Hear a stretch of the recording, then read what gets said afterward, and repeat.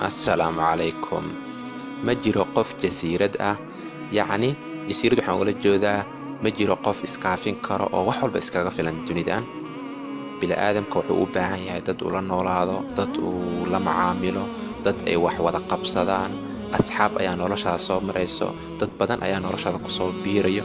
Marka maanta barnaamijka wuxuu ku saabsan yahay dadka kala duwan oo noloshanada kusoo biiraya, noocyadii u kala baxaan. Waxaa soo maraya nolosheenna 3 nooc oo dad ka mid ah. Dadka nolosheena soo maraya waa sidii qaybaha kala duwan ee geedka. Geedka waxa uu ka kooban yahay 3 qaybood oo ah caleemaha, laamaha iyo xididada. Dadka qaar waa sidii caleemaha geedka oo kale, markay dabeesha timaado lama arkayo, markuu xilliga isbedelo way isbedelayaan. Waa saaxiibtinimo maalmo kooban ku eg. Sidii caleemaha oo kale, dadka noocaana way qurux badan yihiin markaad xiriirka wada bilaabaysaan, laakiin ugu dambeyntii dib looma arkayo.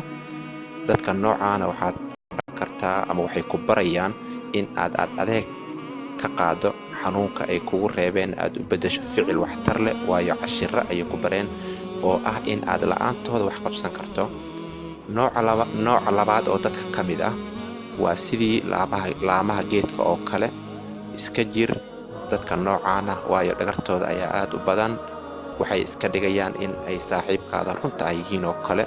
Way dhacdaa nolosha inaad aragto dad ku dhahayo anaa wax ku siinayo, anaa wax walba ku qabanayo, anaa kuu joogo, daqiiqado kadib waan kula joogaa. Balse markaad isku daydo inaad wax ka ogaato ballamadaas, waxaad ogaanaysaa in aysan waxba ka jirin. Tani waxayna tusaysaa fursadda ah in aan daacad u noqonno nafteenna iyo dadka nagu hareeraysan. Waxaan u baahannahay inaan asxaab la noqono dad nolosheena wax ku soo kordhin karo, hadday noqoto maskaxiyan, hadday noqoto dareen, muuqaal iyo wanaag intaba.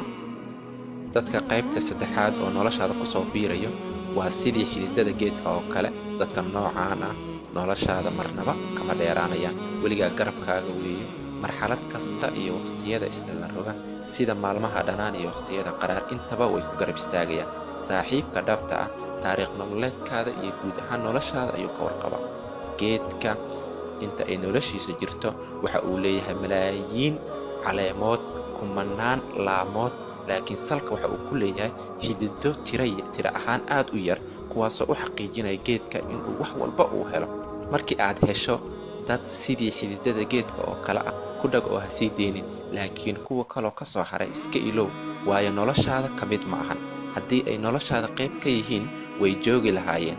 Dib u fiiri noloshaada, yaa ah caleenta, laanta ama xididka. Adigu se maxaa tahay? Caleenta miyaa tahay, laanta ama xididka? Sidoo kale xasuusnow, ma bedeli kartid dadka kugu hareersan walaal, laakiin waxaad bedeli kartaa dadka aad rabto in aad la noolaato.